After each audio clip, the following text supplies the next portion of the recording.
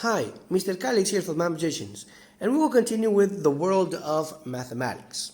The world in which we live in is surrounded by sets. For example, sets of kitchen utensils, set of furniture of a room, set of books in a library. This is to give some examples. In all of them, the word set is used with the meaning of collection of various objects. The graphical representation of sets is made through Venn diagrams, closed curved lines. John Venn was an English philosopher who made important studies in logic. He is known for the diagrams that bear his name, which are graph representations of syllogisms and prepositions. The objects that make up a set are named in math as elements, and they are symbolically represented by lowercase letters.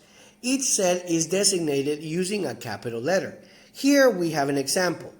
M represents the set of fingers of my hand. For each element of the set, we assign a letter for its graphical representation. A represents the thumb, B would be the index finger, C the middle finger, D the ring finger, and E represents the pinky. We can also say that each element belongs to the set M because they all form inside the graph, as you can see here. When an element is not inside the set, the element does not belong to the set. Remember that not belonging to, our figure looked like this. Here we can say that A belongs to P, B and C also belong to the set P, but since M and F are outside, M does not belong to P, and F does not belong to P. The union of elements is considered to be a set when it is perfectly defined. In other words, when you know exactly which element belongs to the set. Two braces are used to define a set in which its elements or the property that characterizes them are enclosed. When each element that makes up the set is named, it is said to be defined by extension or numbering. If we characterize it using a property of statement that allows us to affirm whether the element belongs to the set or not, we say that it is defined by extension or comprehension. Given the set M is equal to the fingers in my hand, by extension, the set M would be equal to the thumb, the index, middle, ring,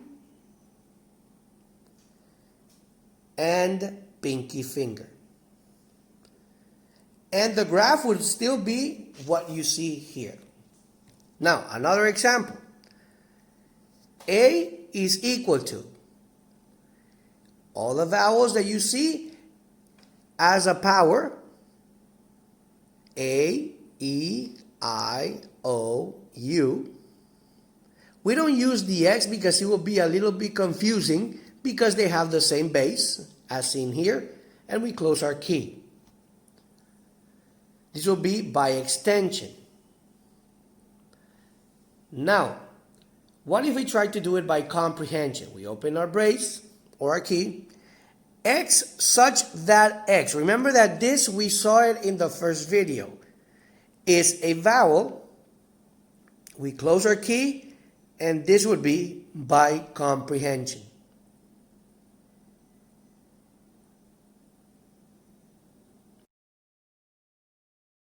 Now, finite and infinite sets.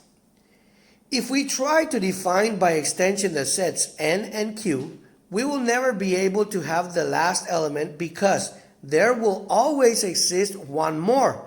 These sets are called infinite. N and Q are infinite sets, and we write them this way. N is equal to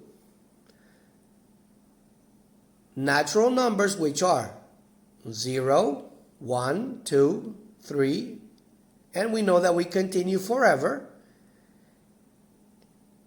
and we close our key.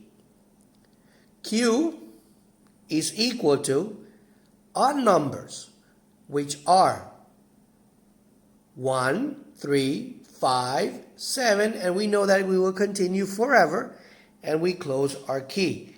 We close the braces after the last point, indicating that there is no last element. The sets that are not infinite are finite. At the end of the points, you write the last element, followed by the braces.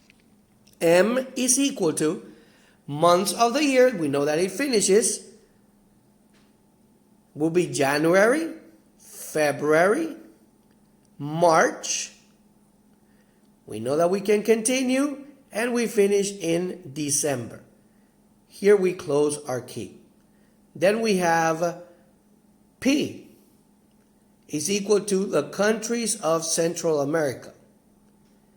They would be Panama, Nicaragua,